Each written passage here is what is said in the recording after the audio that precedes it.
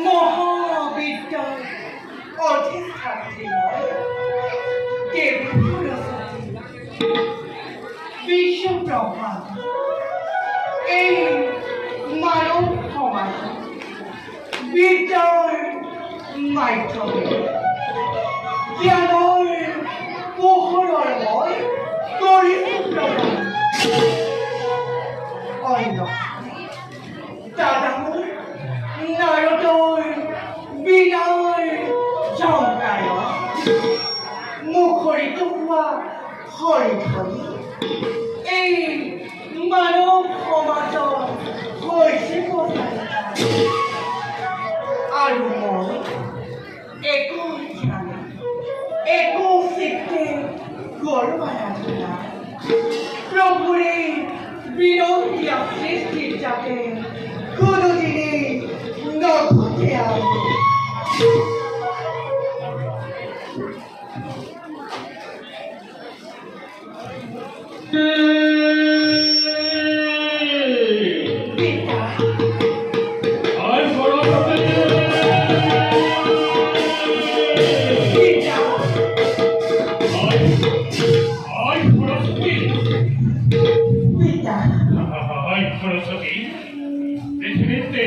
পৃথিবীত চালু মহাপ্ৰলয় হ'বলৈ বেছিদিন নাই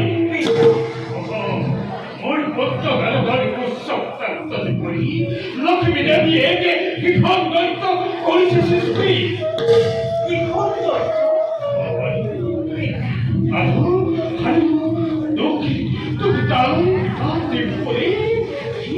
তাৰ ওচৰতে নৃত্য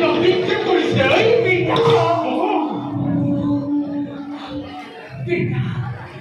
মোৰ প্ৰতি লক্ষ্মী এনে ঘৃণনীয় কাৰ্যত কিয় লিপ্ত হ'ল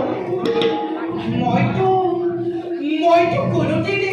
লক্ষ্মীক কোনো দোষ কৰা নাই আৰু লক্ষ্মীৰ এনে কুকাৰ্য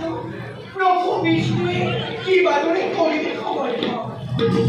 বিষ্ণুৱে সেই কথা গমেই নাপায় আমি তিনিওৱে আলোচনা কৰি আছিলোঁ আৰু সেই কথা বিষ্ণুৱে লক্ষ্মীৰ লগতে আলোচনা কৰিবলৈ কৈছে লক্ষ্মী মোৰ প্ৰতি যি ঘৃণনীয় কাৰ্যত লিপ্ত হ'ল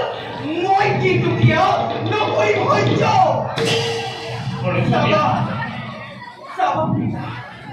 মই যদি তোমাৰ কন্যা দেৱী সৰস্বতী হওঁ তেন্তে সেই লক্ষ্মীয়ে মোৰ বুকুলৈ ব্ৰহ্মখেলে নিক্ষেপ কৰিছে সেইপাতে ব্ৰহ্মখেল মই লক্ষ্মীৰ বুকুলৈ উভতাই পঠাম এই পৃথিৱীতে লক্ষ্মী শ্ৰেষ্ঠ নে তোমাৰ কন্যাই সৰস্বতী তই সেই কাৰ্য কদাপিত নকৰিবি সলনি কৰাৰ লগতে মোৰ সমস্ত জ্ঞান ভাণ্ডাৰে সলনি কৰিব তই এখন সময় লৈ নাথাকিবি তই এখন সময় লৈ নাথাকিবি মই আহিলো